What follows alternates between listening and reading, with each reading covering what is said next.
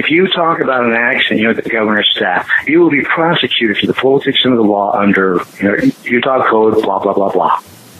And if you talk about this other guy, Jacqueline Clymer, he'll be prosecuted. Or these other people. And all of these things were documented. I'm going to tell you right now, this is, I'm just going to let you know, West Virginians are always free. And you're going to talk about, you're going to have a voice here.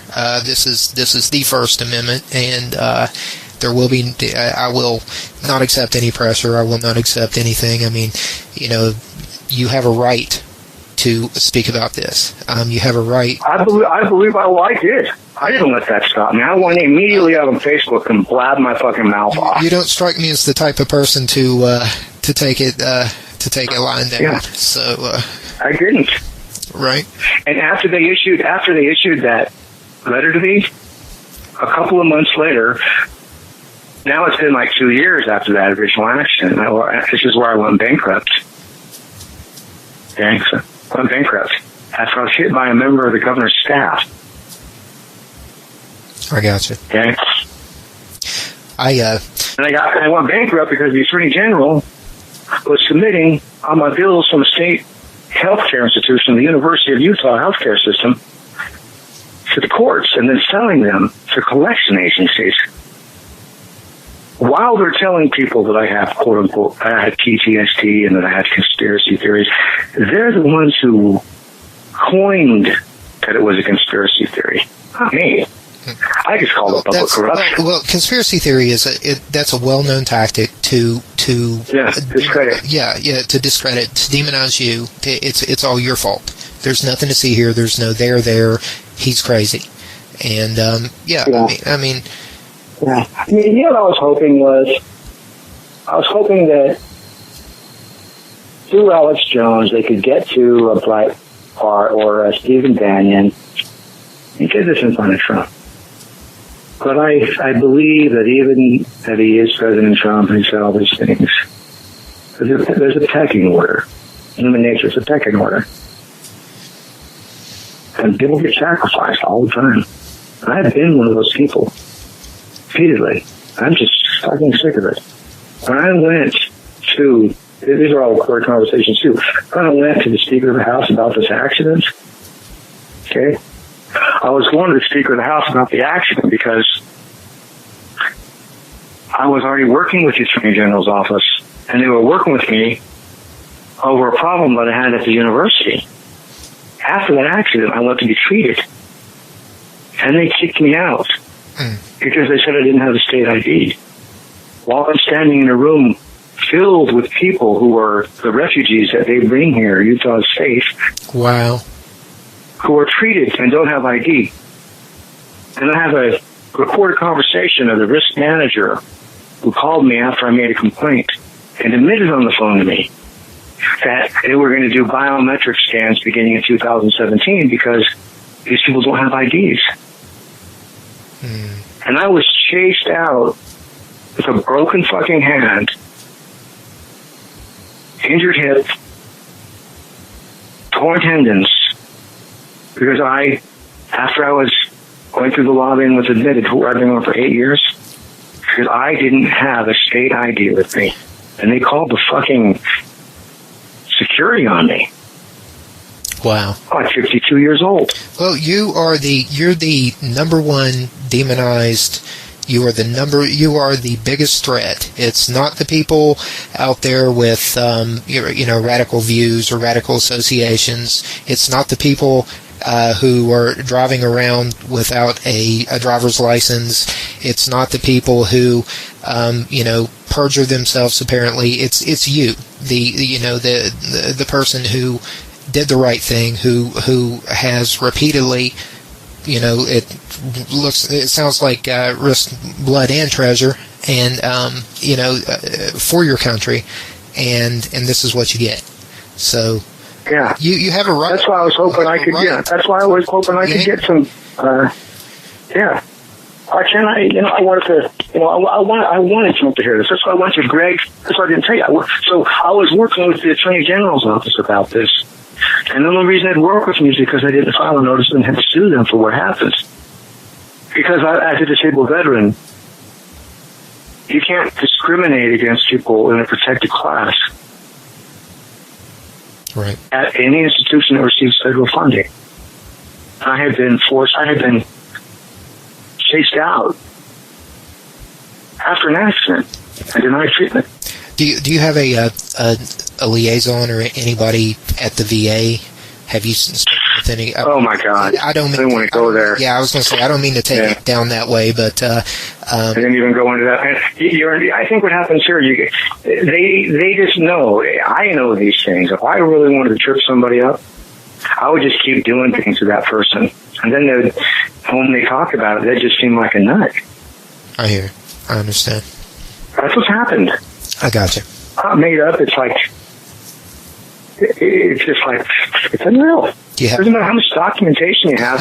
All this was documented. I had all the documentation about all the arrests and all that shit, everything. And I was working with the AG, not about what happened in the court, but about what happened at the U. And I wasn't getting any traction. So I wanted to go talk to Greg Hughes and just see if I could worm my way up to the Trump thing or get something about I'm a vet. There's the new voice program, through the Department of Homeland Security and ICE, and this guy who was uninsured hit me and blah blah blah. They're making a lot of stink about it. Maybe I can go talk to Speaker Greg Hughes and get something done on another level, another field. Mm-hmm. Okay. The AG, this is all recorded. The AG finds out I'm working with Wade Fairway. He's dead now, the guy, recently. He goes to Greg Hughes' office and gives them my Facebook post that I've written under Aaron Jones, which is, I really wasn't even Aaron Jones, it's Aaron something else. But I write under a pseudonym for my own protection. He outs me to the Speaker's house and gives them posts I've written that are critical of Greg Hughes, and telling them that it's me. And then to induce them not to provide to me any access or voice. And they send me a letter, an email, denying me any access or any voice. I gotcha. And it continued. Then I get a call from my friend who's a member of the JAG. He's a colonel from another state. Aaron, these guys over in Greg Hughes' office called me up on the phone and asked some of these questions about you. Hey, buddy, you need to move out of there. Then I get a call from the law enforcement division for the AG. You were instructed. You were instructed that you cannot approach the Attorney General's office anymore. Contact them, email them, write them, blah, blah, blah, blah, blah. That's kind of calmed down since then. Because, while they were talking to me like that, I was pretty animated. I was like, really? Well, fuck you. You can't tell me I can't do that. You can't, that's illegal. You go fuck yourself. That's how I talked to them. Pretty ballsy. But we, over time, worked things out. They just got worn down, and then they saw that what I was talking about was really true, but then they still wouldn't do anything about it. And then I ended up going to the State Bureau of Investigation and gave them a copy of these records and showing them that on the driver's license division, there's no records of any of these problems. It's like someone scrubbed them off the records. And they acted like if we consolidate all this guy's offenses onto the record, well, we're doing something for you. I'm like, no, you're not. You're not doing that for me. You're doing that for public safety. Get it through your head. It's not for me, pal. It's and I have the email from these people saying that. Right. That's how these people are so fucking arrogant. They have done this shit for so long. They will just bury you. The only reason they haven't buried me is because they think that they don't know who I am. I'm not anybody. They don't know that. Right. So I'm no one. I'm just a regular person. They think otherwise. Or they're worried or whatever it is. But that's the only reason. Doesn't it? You know, it strikes me kind of weird, though, that, I mean, with all the things that they could have avoided just by, at the very beginning, dismissing the case, or, saying, look,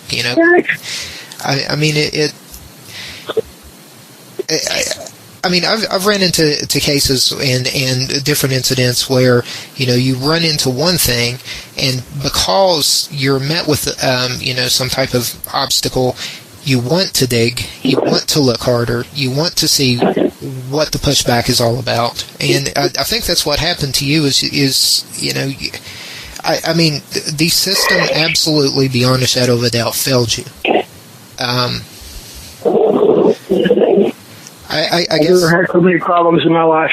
I can understand. I mean, I have a parallel story, but I guess that'll be a topic for another time. But nothing nearly as fantastic as that. But again, all on record, audio, video, everything. Yeah. The reason that I'm so pissed off about all this, I actually have skills and hobbies and things I know how to do and build things. I don't doubt that. Electronics and drones and on and on and on. It's like, how am I supposed to have a life? How am I supposed to make a living fighting you people? That's the point of it. That's why they do it. Yeah. Yeah, there's only so much a person can, it's all designed if you don't have the money to fuel the fight legally, then it dies an early death. You run out of it's a very once it's corrupted, it's a very dangerous thing. What the favorite thing is here? Here's what they say to you off here. They tell you to lawyer up. Go get an attorney. You know what they say right here? The state. They have over 280 full-time attorneys in the Attorney General's office. Mm-hmm. And an unlimited budget for special cases to hire the $500 an hour top guns. Sure. And it's a game that they have stacked and rigged. So hoping they're going to go into state court. They're only worried if they're going to go to federal court because they don't know how that's going to play out. So that's why they say that. They don't care. It's a policy of deny. You want to read a good story, a really short little blip of something that I wrote. Go on to the Utah Senate, and there's a comment by me, Aaron Jones, under something that was posted by A.G. Reyes on the State Senate site. And I talk about a movie I saw. It was directed by Francis Ford Coppola. It's called The Rainmakers. Okay. And The Rainmakers is about this kid who dies from leukemia back in the 50s or the 60s or 7, whatever it is, who's represented by a brand new attorney named Matt Damon. Who's Matt Damon. Right. And he's fighting this huge company named Great Western. I make an analogy between the state as Great Western and this case. Except in this case, the bad person dies, who's Wade Fairway. And I go through this litany of what they did when I came to them for help as a veteran by name, and I named them by name. They hate my guts. Right. They hate me. So that's why I'm banned on that. And now that I'm saying, hey, you're banned on all these sites that you can't speak on, an elected official, if you're their constituent, they can't do that. I see what you're saying. When you first made that comment, I mean, I guess I misunderstood exactly what the point was. Yeah, I mean, that is, it's absolutely mind-numbing to me that at some point, some person has not stopped and said, what is going on here at even the federal level? They reached around, dude. They reached the fuck around. I gotcha. I had my NCIC record with the FBI altered while I was complaining about the governor's office to the FBI in their office for months. They then tell me, they don't tell me that it's altered. They tell me that we don't know if we can let you leave the office because it shows that you have a felony warrant out for your arrest on a case in another state that's 12 years old. And did what